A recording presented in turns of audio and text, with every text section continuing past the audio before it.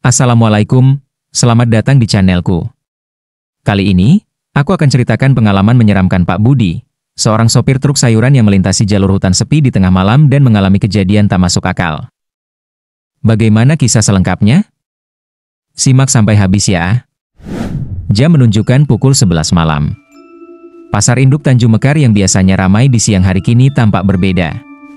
Lampu-lampu neon menggantung seadanya, sebagian berkelip-kelip, memantulkan bayangan panjang di atas jalan basah. Bau sayur segar bercampur aroma solar dan asap rokok para kuli angkut. Suasananya seperti dunia lain, sunyi tapi penuh gerak, suara tawa, dan langkah cepat. Pak Budi, pria parubaya berkulit legam dan berwajah tegas, berdiri di samping truk hijau Tosca yang sudah ia kemudikan lebih dari 10 tahun. Tangannya cekatan memeriksa tali pengikat muatan sayur, kol, wortel, kentang, dan beberapa peti tomat. Malam ini muatan lebih banyak dari biasanya karena permintaan mendadak dari sebuah hotel besar di kota tetangga. Bosnya, Pak Karno, berpesan agar sayur-sayuran itu sampai sebelum subuh. Berangkat malam begini, Pak Budi? Tanya seorang kuli angkut yang lewat sambil menyunggi karung. Iya, mau ngejar waktu. Gak apa-apa kok, jawabnya sambil tersenyum tipis. Ia melirik jam tangannya. Jarum hampir menyentuh pukul 11:30. Pasar mulai lengang, kios-kios kecil menutup, hanya warung kopi di pojokan yang masih menyala lampunya. Buati, pemilik warung, mengantarkan secangkir kopi panas ke kabin truknya. Hati-hati ya, Pak.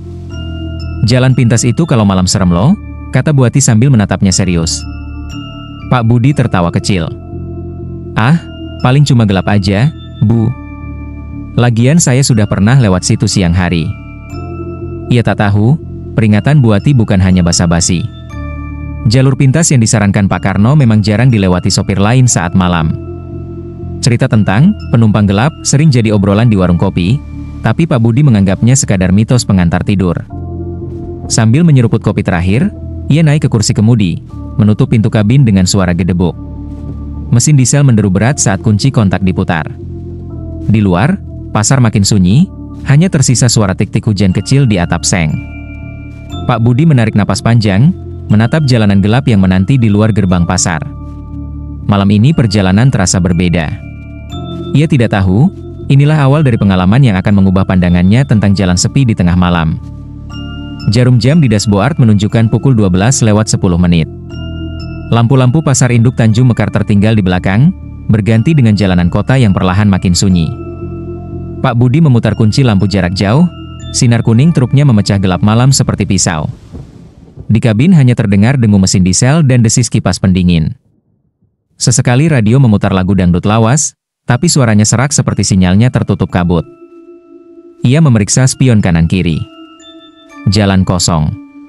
Papan penunjuk arah di depan menunjukkan dua pilihan, ke kiri jalur biasa menuju jalan provinsi, ke kanan jalur pintas melewati kawasan hutan perbatasan. Pak Budi menyalakan lampu sein ke kanan, memutar setir, dan masuk ke jalur yang jarang ia lewati malam-malam begini. Begitu melewati tikungan pertama, suasana langsung berubah. Lampu jalan berhenti. Pepohonan besar berderet rapat di kiri kanan, daunnya bergoyang perlahan seperti tangan yang melambai. Udara terasa lebih lembab dan dingin. Kabut tipis muncul dari tanah dan merayap di permukaan aspal. Lampu truk hanya mampu menerangi beberapa meter ke depan, sisanya hanyalah kegelapan pekat. Sepi amat, gumam Pak Budi sambil mengisap rokoknya. Asap rokok bercampur dengan hawa malam, membuat kabin truk terasa lebih berat. Ia menambah volume radio, tetapi siaran mendadak terganggu, berdesi seperti pita kaset kusut. Ah, radio butut, katanya sambil mematikannya. Roda truk terus berputar, memakan jarak, namun Pak Budi mulai menyadari hal-hal kecil yang ganjil. Jalan yang biasanya ramai oleh suara serangga kini hanya diisi desau angin. Tak ada burung hantu, tak ada jangkrik, bahkan suara mesin truknya terdengar lebih nyaring dari biasanya. Ia menelan ludah, menegakkan punggung. Di ujung jalan yang sedikit menanjak, ia melihat papan kayu lapuk dengan cat putih pudar. Hati-hati. Jalur rawan kecelakaan. Tulisan itu nyaris tak terbaca. Ia mengerutkan kening. Perasaan dulu nggak ada papan ini, gumamnya pelan. Tiba-tiba, sesuatu berkelebat di pinggir jalan. Sekilas seperti bayangan orang berdiri di bawah pohon besar, tapi begitu lampu truk menyapunya, bayangan itu hilang seketika. Pak Budi mengedipkan mata, memastikan ia tidak salah lihat. Dadanya mulai terasa hangat oleh adrenalin, tapi ia berusaha tetap tenang. Ia menyalakan lampu kabin sebentar, memeriksa catatan pengiriman. Cuma sisa 30 km lagi, Bud. Gak usah mikir yang aneh-aneh, katanya pada diri sendiri. Ia menarik napas panjang, mematikan lampu kabin, lalu kembali fokus pada jalan. Kabut makin tebal. Pohon-pohon di kiri kanan tampak seperti dinding gelap dengan ranting-ranting menjorok ke arah jalan. Bayangan mereka bergoyang tertiup angin, membentuk siluet seperti manusia. Pak Budi memutar setir lebih erat, jarinya berkeringat meski udara dingin. Hanya truknya yang berjalan di situ. Tidak ada mobil lain, tidak ada motor lewat. Seolah jalan itu hanya miliknya seorang malam itu. Pak Budi menarik napas dalam-dalam, lalu berbisik, "Bismillah," sebelum kembali menekan pedal gas, tak sadar bahwa setiap meter yang ia lalui membawanya makin dalam ke jalur yang menyimpan cerita lain. Truk Pak Budi terus menderu menelan jalan beraspal yang mulai sempit. Di kanan dan kiri, pepohonan raksasa menjulang, batangnya besar-besar, akarnya merayap ke pinggir jalan seperti tangan yang hendak menjegal. Cabang-cabangnya bersilang di atas kepala, membuat jalan tampak seperti terowongan alami yang hanya diterangi dua lampu truknya saja. Bulan yang tadinya terlihat di atas kini menghilang di balik dinding dedaunan. Pak Budi menarik napas panjang. Rokok di jarinya sudah tinggal puntung. Ia menyalakan rokok baru, berusaha menenangkan diri. Mesin truk bekerja stabil, tetapi ada sensasi aneh yang tak bisa ia jelaskan. Suara malam berubah, desau angin terdengar seperti bisikan jauh.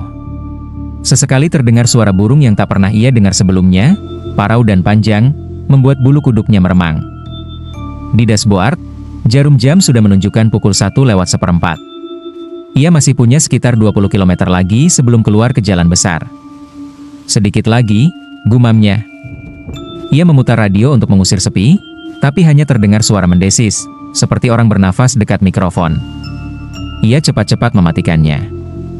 Truk berguncang kecil melewati aspal yang retak. Dalam pantulan kaca spion, Pak Budi sekilas melihat sesuatu di bak truknya. Sekilas saja, seperti bayangan gelap berdiri di antara tumpukan sayuran. Ia spontan menoleh ke belakang lewat jendela kabin, tapi yang terlihat hanya ikatan kol dan wortel yang tersusun rapi. Ia menggeleng pelan. "Ah, mungkin cuma bayangan," pikirnya. Namun perasaan itu tak hilang. Seolah ada sesuatu yang ikut dengannya. Muatan terasa lebih berat, pedal gas lebih dalam ditekan tapi laju truk tak bertambah. Suara mesin juga terdengar lebih berat. Pak Budi menggenggam setir lebih erat, keringat mulai muncul di telapak tangannya meski udara malam menusuk kulit. Di sebuah tikungan tajam, ia memutuskan berhenti sebentar. Ia mematikan mesin, membuka pintu kabin, dan turun. Udara di luar lebih dingin dari yang ia bayangkan. Kabut menggulung rendah, menutup permukaan jalan. Lampu truk menerangi bak belakang dengan cahaya kuning pucat. Ia menyingkap jaring pengikat muatan, memeriksa setiap tumpukan sayur. Semuanya terlihat normal. Tidak ada orang, tidak ada binatang. Tapi entah kenapa, aroma yang tercium bukan lagi aroma sayuran segar, melainkan bau tanah basah bercampur amis, seperti dari kuburan lama setelah hujan. Pak Budi buru-buru menutup kembali jaring muatan dan naik ke kabin. Ia mengunci pintu dari dalam, menyalakan mesin. Jantungnya berdegup lebih cepat.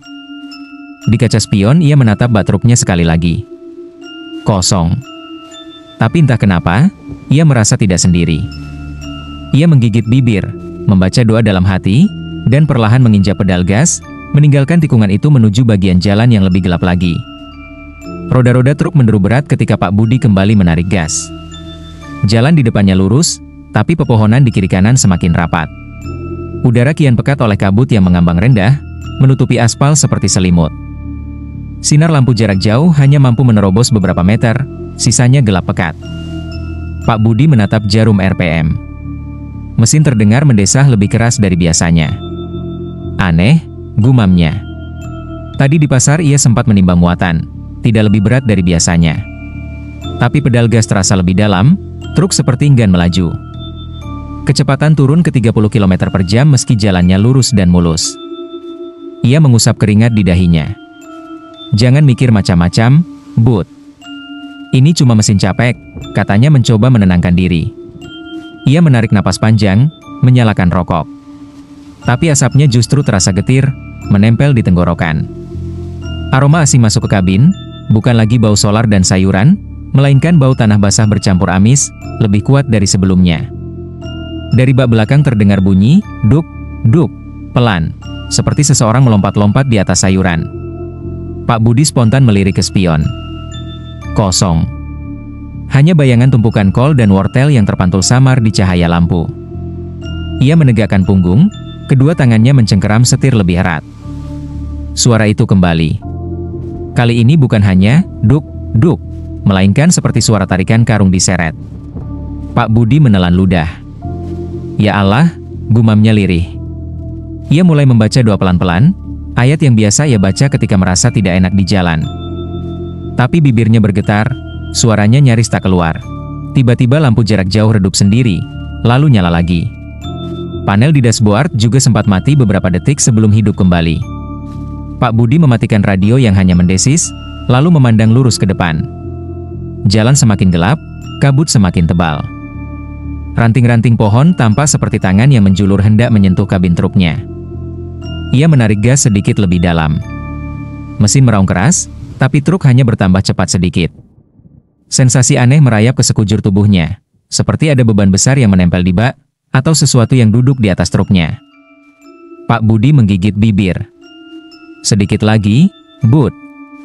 Keluar hutan, beres, katanya pada diri sendiri.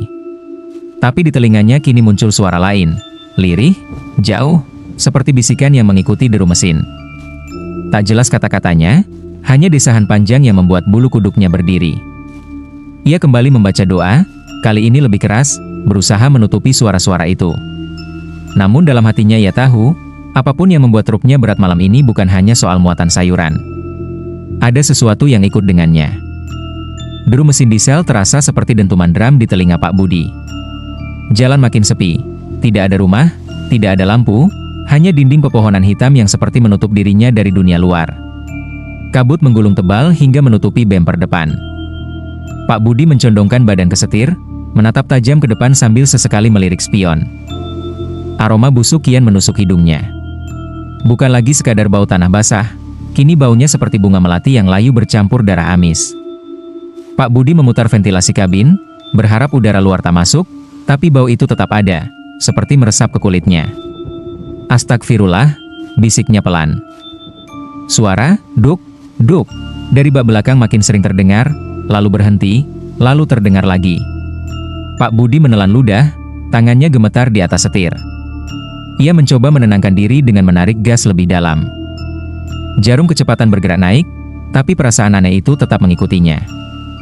Seketika, dari sudut mata, ia menangkap sesuatu di spion kanan. Sosok itu begitu jelas, seorang perempuan duduk di atas tumpukan sayuran, rambutnya panjang terurai menutupi sebagian wajah. Gaunnya putih lusuh, kotor, dan basah, seperti habis keluar dari lumpur. Ia tidak bergerak, hanya menatap lurus ke arah depan kabin truk, wajahnya tertutup bayangan. Pak Budi memutar kepala cepat ke belakang. Kosong. Hanya ikatan kol dan wortel yang diam tak bergerak. Ia memandang lagi ke spion. Sosok itu sudah hilang. Napasnya memburu. Tangan kirinya gemetar memegang setir, tangan kanannya berusaha meraih botol air minum tapi terhenti di udara. Ya Allah, lindungi hamba MU, ucapnya lirih. Bibirnya komat kamit membaca doa. Namun belum sempat ia selesai, suara lirih terdengar dari arah bak belakang. Suara perempuan, pelan, serak, memanggil namanya. Budi, satu kali. Budi, kedua kali. Panjang, mendesir, seperti bisikan angin lewat celah jendela. Pak Budi memandang lurus ke jalan. Matanya panas, keringat dingin menetes di pelipis. Ia menutup telinga dengan bahu dan tangan sebentar, lalu menggigit bibir. Pedal gas diinjak lebih dalam, mesin meraung kencang. Tapi suara itu masih terdengar di sela-sela deru mesin, semakin dekat. Lampu truk tiba-tiba redup lalu menyala lagi. Kabut di depan seolah menebal dan menutup jalan. Pak Budi tak berani berhenti. Ia tahu instingnya mengatakan jangan berhenti, jangan melihat ke belakang. Ia menghela napas panjang. Di spion ia menatap sekali lagi, berharap kosong. Namun kali ini ia melihat sosok itu lebih dekat, berdiri di ujung bak, rambutnya terurai, kepalanya sedikit menunduk, dan seolah siap melompat ke kabin. Truk berderu semakin kencang, tetapi Pak Budi merasa seperti tidak bergerak. Pepohonan di kiri kanan seolah berulang, kabut tebal tak kunjung habis. Jarak pandang hanya beberapa meter, selebihnya kegelapan. Keringat dingin membasahi pelipisnya. Tangan gemetar memegang setir, bibirnya terus bergetar membaca doa yang terputus-putus. Suara, duk, duk, berhenti. Sunyi. Yang tersisa hanya deru mesin dan napasnya sendiri. Pak Budi menegakkan punggung, berharap gangguan itu selesai. Tapi di sudut matanya, spion kanan mulai memantulkan sesuatu.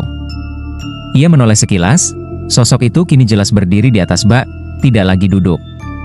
Rambut panjangnya tergerai menutupi wajah, gaun putihnya lusuh dan basah, meneteskan sesuatu seperti air keruh. Tubuhnya sedikit membungkuk, seperti siap melompat. Pak Budi refleks menoleh ke belakang. Kosong.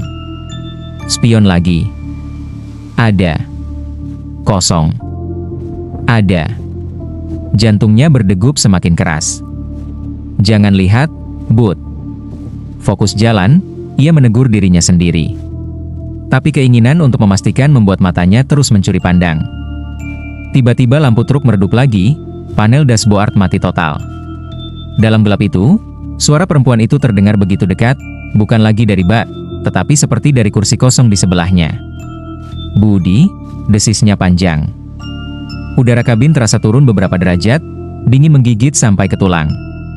Pak Budi menoleh cepat ke samping, kursi kosong. Tapi bau busuk semakin menyengat. Ketika ia kembali melihat ke spion, sosok itu tidak lagi di bak. Kabut di belakang kosong. Napasnya memburu. Tiba-tiba sesuatu muncul di kaca depan.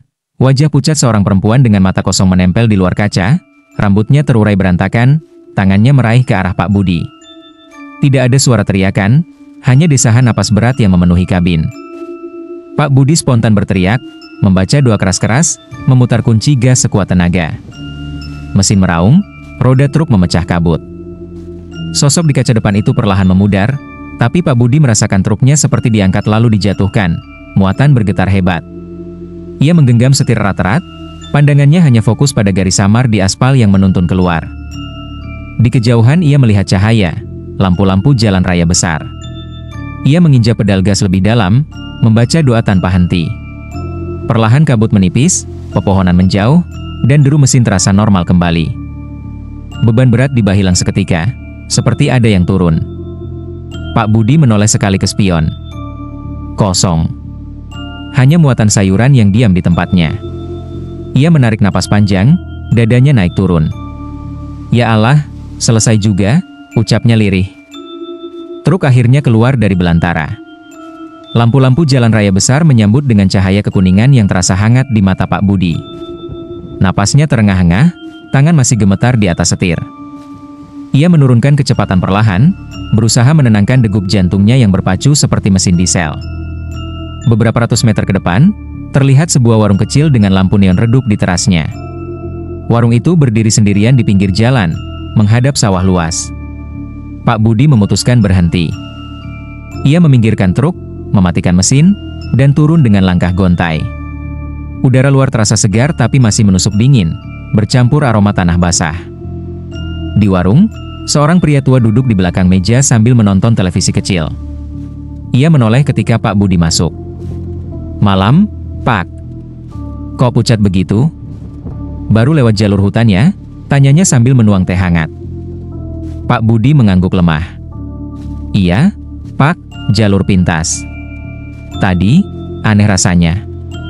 Truk berat, lampu mati hidup, ada suara. Suaranya terputus, ia menelan ludah. Pria itu menarik napas panjang, lalu berkata pelan, jalur itu dulu tempat kecelakaan truk pengangkut rombongan penumpang. Puluhan orang meninggal, jasadnya sempat ditaruh sementara di pinggir jalan karena mobil ambulans telat datang. Sejak itu, banyak sopir bilang suka, ketemu, mereka kalau lewat malam. Pak Budi merinding mendengarnya. Ia memandang ke arah truknya yang terparkir di luar. Lampu-lampu jalan memantul di bak sayuran yang basah. Ia baru sadar beberapa ikat kol dan wortel tampak seperti disiram air keruh, padahal tadi kering. Aroma amis samar tercium dari sana. Ia mengusap wajahnya, mencoba menenangkan diri. Astagfirullah, saya pikir cuma cerita, ucapnya lirih. Pria warung menatapnya serius. Makanya sopir-sopir jarang lewat situ malam. Doa dan niat baik memang pelindung, tapi tempat itu menyimpan sejarah yang berat. Pak Budi hanya mengangguk. Di luar, angin malam bertiup pelan, membawa bau sawah yang menenangkan. Ia menyeruput teh hangat perlahan, panasnya menghangatkan tenggorokan. Dalam hati ia bersyukur sudah selamat. Malam itu, Pak Budi berjanji pada dirinya sendiri, ia tak akan pernah lagi melewati jalur pintas itu pada malam hari. Peringatan orang-orang bukan sekadar cerita kosong. Ada hal-hal yang tak bisa dijelaskan logika di jalan sepi, dan doa serta kewaspadaan adalah teman sejati pengemudi. Hikmah dari kisah Pak Budi ini adalah mengingatkan bahwa di balik jalan pintas dan kesunyian malam, ada sejarah dan energi yang tak terlihat yang patut dihormati. Setiap pengemudi harus mengutamakan keselamatan, doa, dan kewaspadaan. Karena niat baik dan kehati-hatian adalah pelindung utama ketika menghadapi situasi tak terduga di perjalanan, terlebih di tempat yang punya jejak tragedi masa lalu. Demikianlah akhir dari cerita ini. Terima kasih sudah menonton sampai akhir. Jangan lupa like, komen, share, dan subscribe channelku agar tidak ketinggalan kisah-kisah berikutnya. Wassalamualaikum warahmatullahi wabarakatuh.